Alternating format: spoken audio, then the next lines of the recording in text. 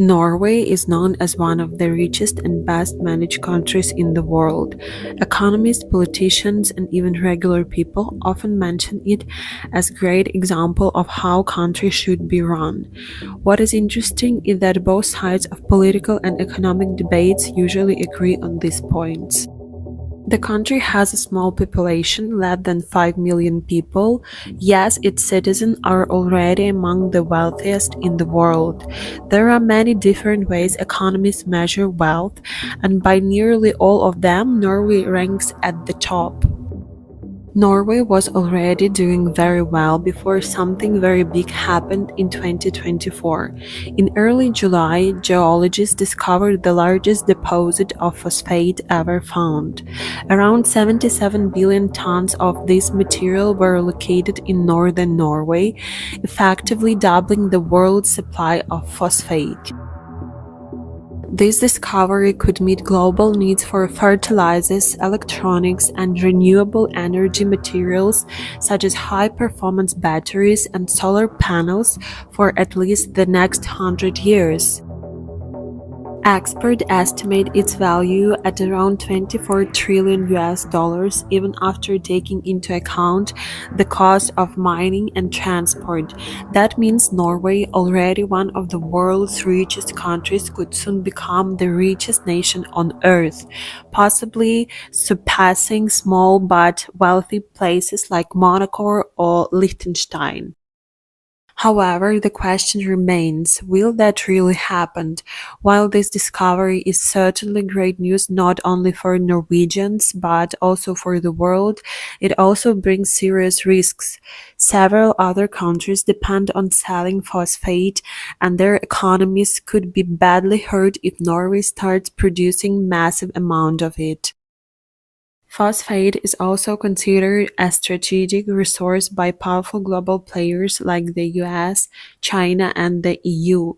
And this situation is not entirely new. There have been other nations that discovered value natural resources and become extremely rich but later fell into deep poverty. Norway will have to be very careful not to repeat those mistakes. To understand how Norway might deal with this new fortune, we first need to look back at how it handled its previous major discovery, oil and natural gas, and why that turned out so well when so many others failed. Before the 1970s, Norway was not especially rich. Compared to its Scandinavian neighbors Sweden and Denmark, it was actually quite modest. The economy mostly depended on fishing and a few light industries. Everything changed in the late 1960s when oil and gas fields were found under the North Sea. By early 1970s, Norway began production through a new state-owned company called Statoil. The government allowed private companies to take part too, since many of them had taken the risk of exploration, but required that the state own at least 50% of every oil license.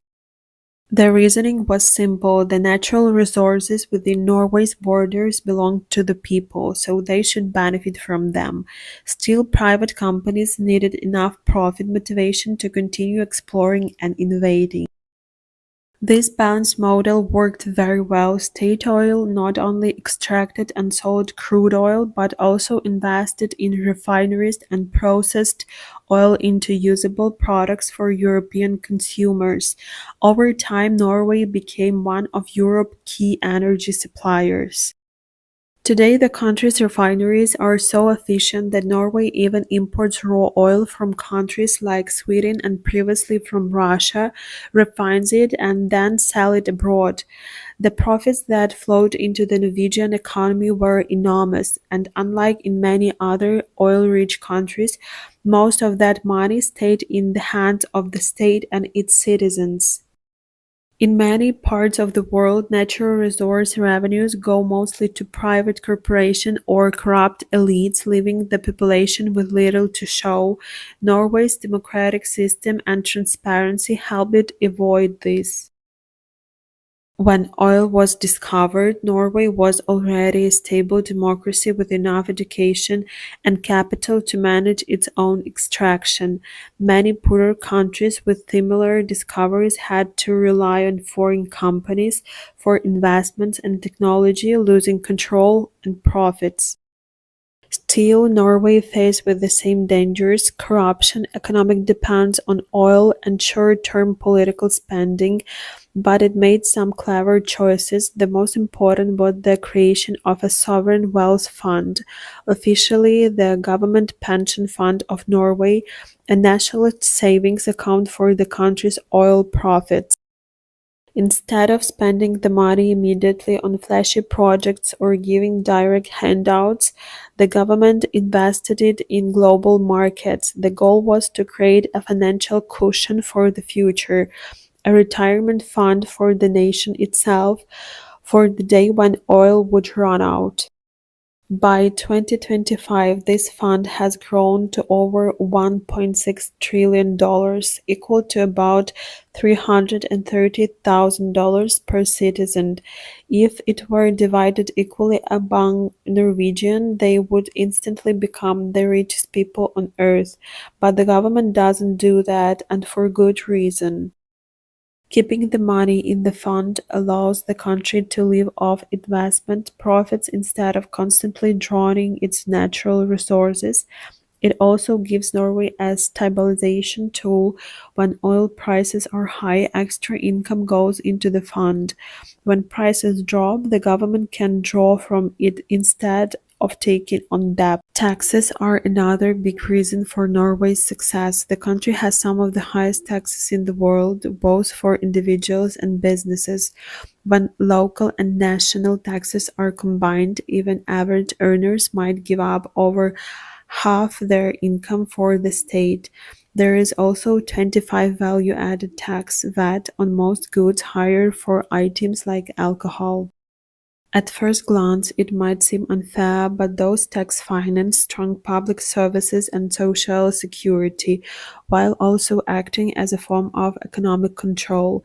If the economy slows, taxes can be lowered to boost spending. If inflation grows or inequality rises, they can be raised to cool things down. When news of the phosphate discovery broke, international media treated it as a global event, but inside Norway, the reaction was almost silent. Only a couple of local news outlets even mentioned it, and one of them mocked foreign journalists for overreacting. The lack of excitement also shows something deeper: cultural maturity. Norwegians value stability more than luxury. They believe in a long-term thinking and collective benefit.